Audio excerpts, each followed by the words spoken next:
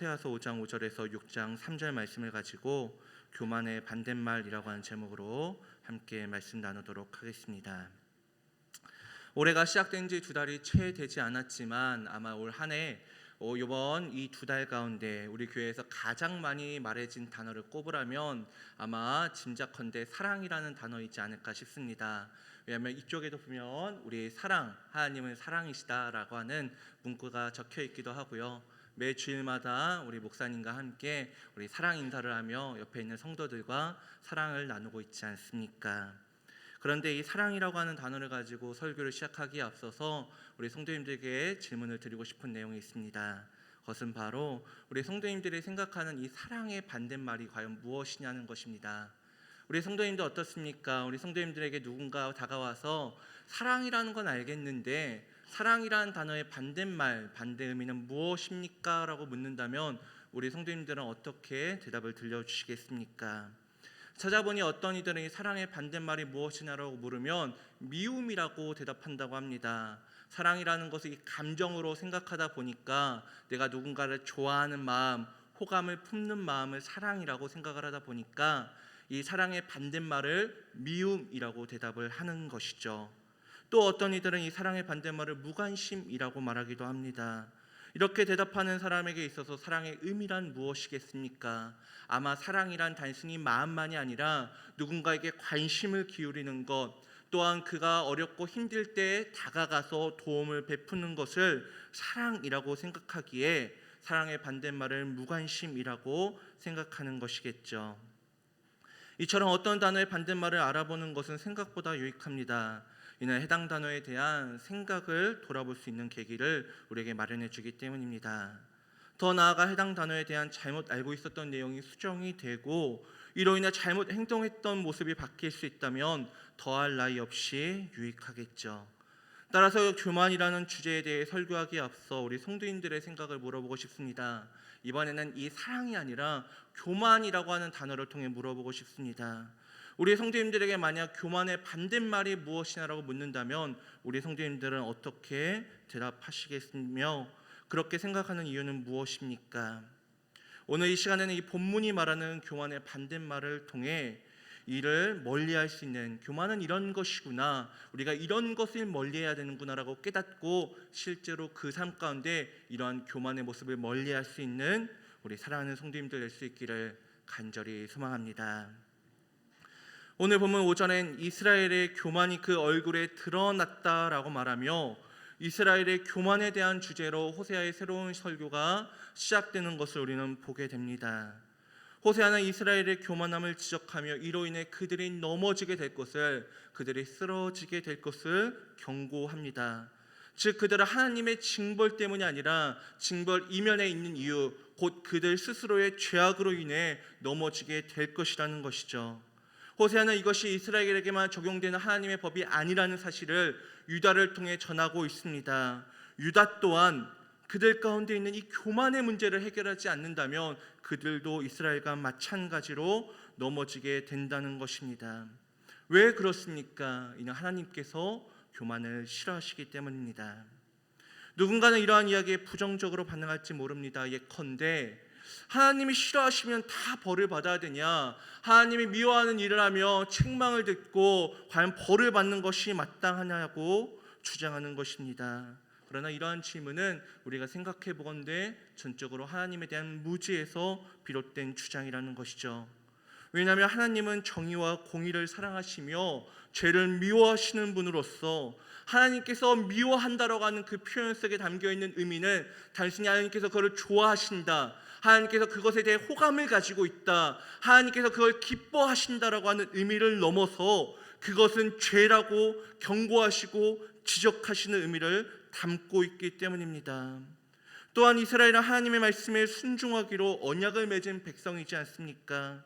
따라서 하나님께서 호세아 선지자를 통해 그들의 죄를 미워하신다라고 말씀하시며 책망한다고 말씀하시는 것은 어쩌면 당연한 일이었습니다. 그렇다면 하나님께서 책망하신 이 이스라엘의 죄, 곧 그들의 교만의 모습은 어떠합니까? 오늘 본문 6절을 보니 이와 같이 말하고 있습니다. 그들이 양떼와 소떼를 끌고 여호와를 찾으러 갈지라도 만나지 못할 것이다. 그들의 양떼와 소떼를 끌고 여호와를 찾으러 가는 이유는 무엇입니까? 하나님의 심판으로 교만했던 그들의 삶에 고통과 슬픔이 임하였기 때문입니다.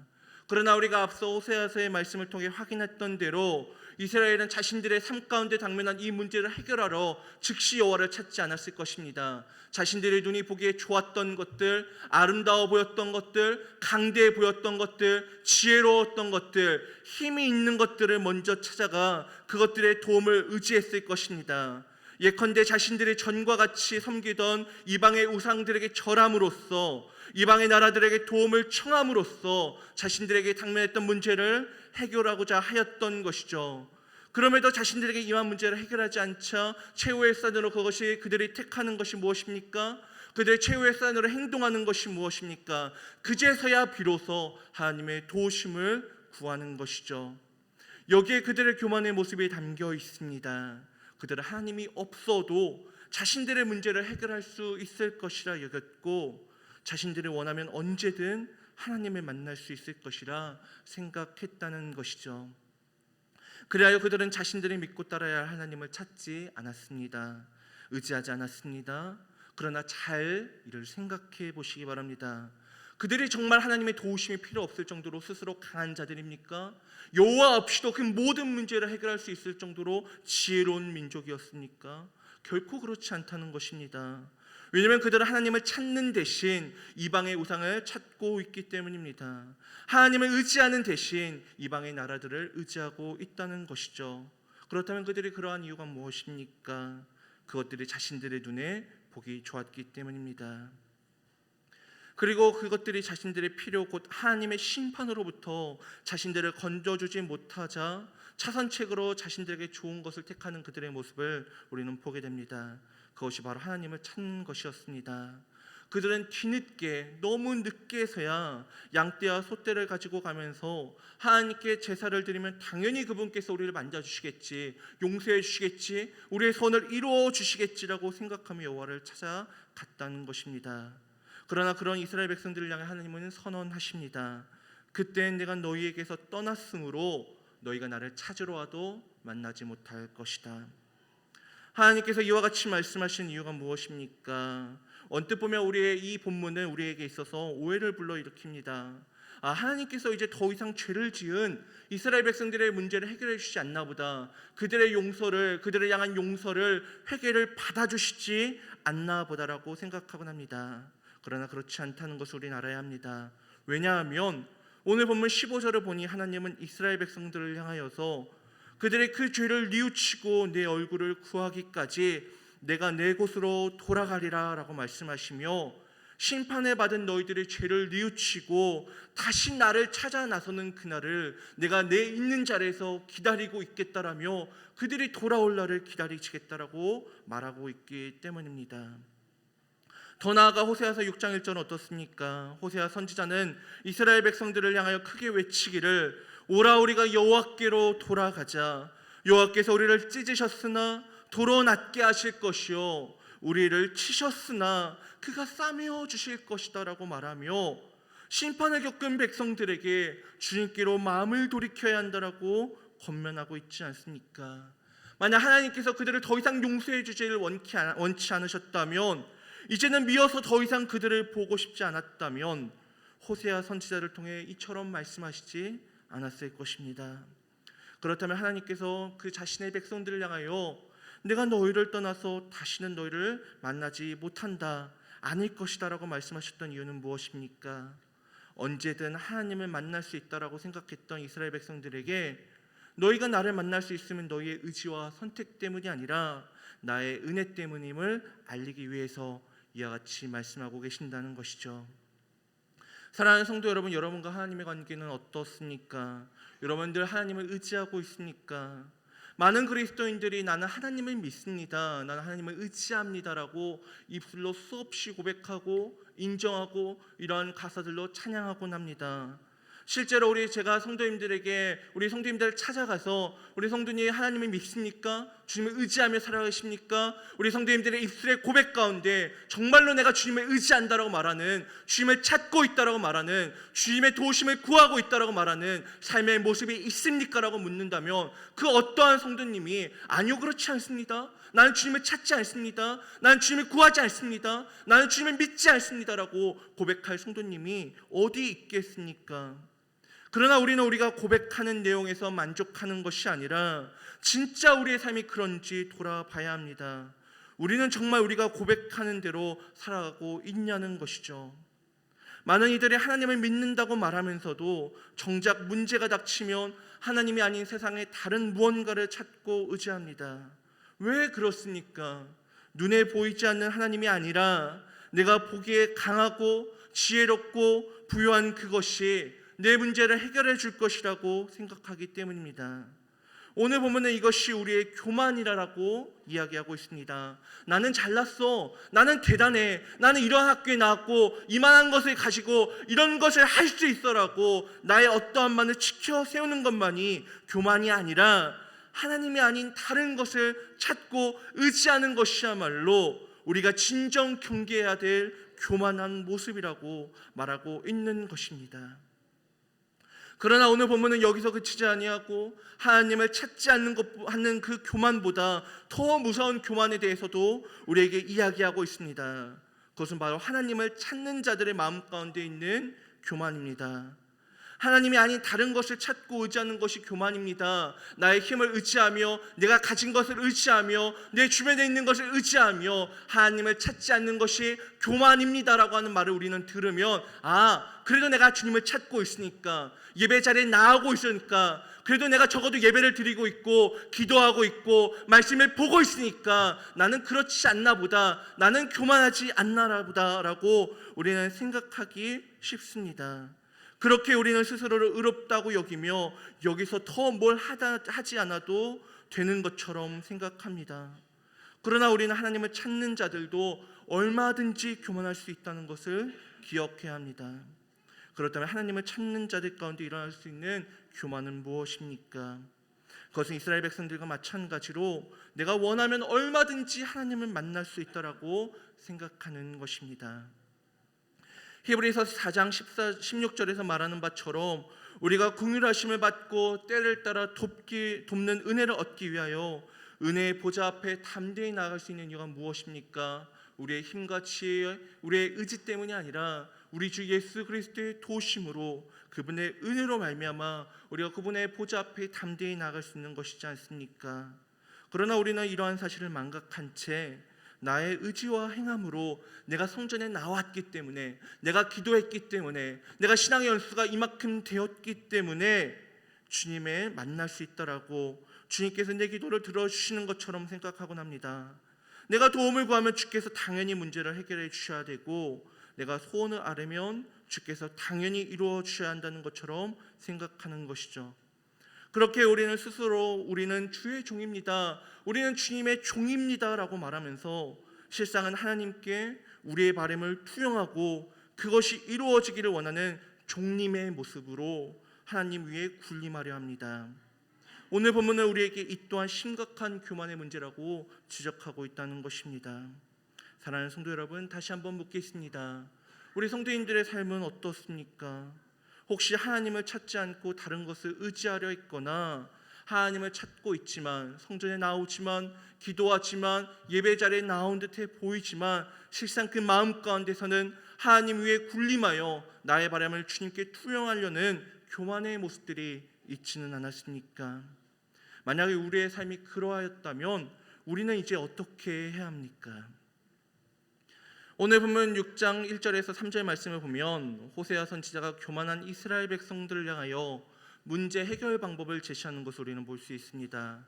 그 핵심 내용은 예컨대 여호와께 돌아가자는 것입니다. 이때 돌아가자는 말은 앞서 이스라엘 백성들이 양떼와 소떼를 이끌고 여호와께로 나아갔던 것처럼 단순히 우리의 몸이 여호와를 향해 나아감을 의미하지 않습니다. 왜냐하면 돌아가자로 번역된 이 히브리어 슈브는 주로 죄로부터 돌아서 하나님께로 돌아가는 이 회개의 의미로 사용되었기 때문입니다. 이러한 회개를 위해서는 우리에게 두 가지 믿음이 필요합니다. 하나는 하나님께서 우리의 모든 문제를 해결해 주실 수 있다는 믿음입니다. 우리의 힘과 지혜, 더 나아가 우리의 눈에 힘있고 똑똑해 보이는 세상의 어떠한 것도 우리의 모든 문제를 해결해 줄 수 없습니다. 가령 하나님께서 사자처럼 죄 지은 백성들을 움켜쥐고 그들이 귀히 여기던 것을 빼앗으려 할 때, 하나님의 마지막 심판이 그들에게 임할 때 누가 이를 막을 수 있겠습니까? 그러나 이러한 능력의 하나님께서 우리를 도우실 때 우리는 세상 어디서도 경험할 수 없었던 온전한 치유와 회복을 경험하게 될 것입니다.